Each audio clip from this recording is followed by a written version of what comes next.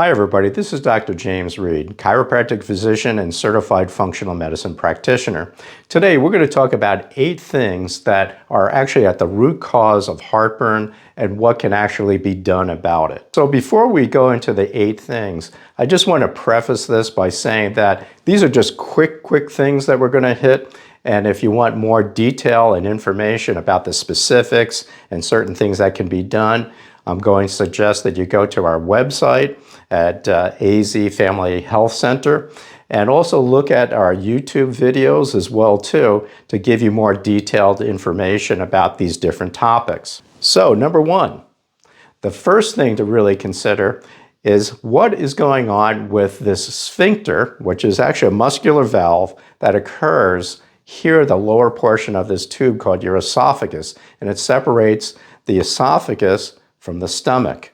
So oftentimes what happens with this lower esophageal sphincter, it remains open for too long a period of time, allowing materials from the stomach to go up into the esophagus. And there are different foods that have a tendency to open up this particular sphincter or muscular valve. One could be like chocolate, where you find like fried foods, spicy foods can be some things that will have a tendency to open this up.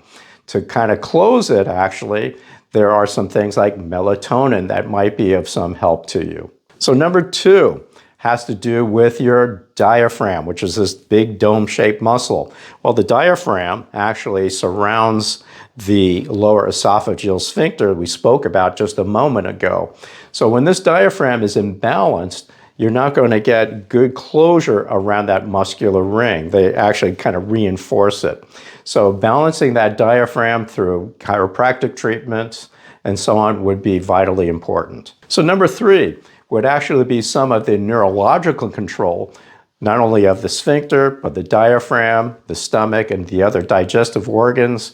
So balancing the nervous system, and one of the ways to do that is through chiropractic treatment. It could be, in the middle of the spine. It could be at the base of the skull, affecting the vagal nerve. So number 4, you need to go ahead and address and take care of the lining of the esophagus and the stomach. There are a multitude of different things that can help. Zinc carnosine is one of the things. Yes, changing and altering your diet to allow it to heal is another thing as well too. So number 5 is to go ahead and address and see if you have an issue with a bacterium that has a tendency to lodge in the lining of the stomach, and it's called Helicobacter pylori.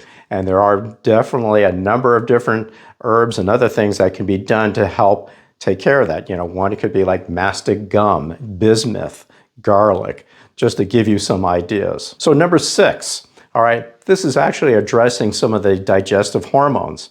Yes, you do have hormones that regulate the activity of your stomach, your pancreas, the duodenum, the gallbladder, and liver. And all these need to be balanced as well too. And there are different nutrients that can help to rebalance this. Also balancing the nervous system helps out with these digestive hormones as well. So number 7, that has to do with food sensitivities. Yeah, there are certain foods that can inflame and irritate the lining of the digestive tract. So analyzing and figuring out which ones are an issue, sometimes running the appropriate types of blood tests and so on would be necessary to determine some of the food sensitivities or the foods that actually are more difficult to be broken down. Number 8, and the very last one, we saved the best for last, is actually reducing physical and emotional stress.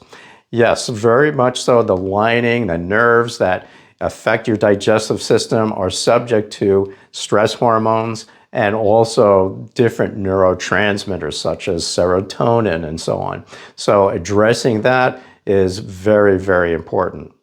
Now, to finish this up, I just want to let you know those are just quick 8 things that can influence and affect heartburn, and that if you are looking for more detail and information, again, I'm going to suggest you go to our website at azfamilyhealthcenter.com and also the YouTube channel that we have, and take a look at our newsletters and videos, and that'll give you a whole lot more information and in detail of the 8 things that we just went ahead and hit real quickly. Once again, thanks for watching.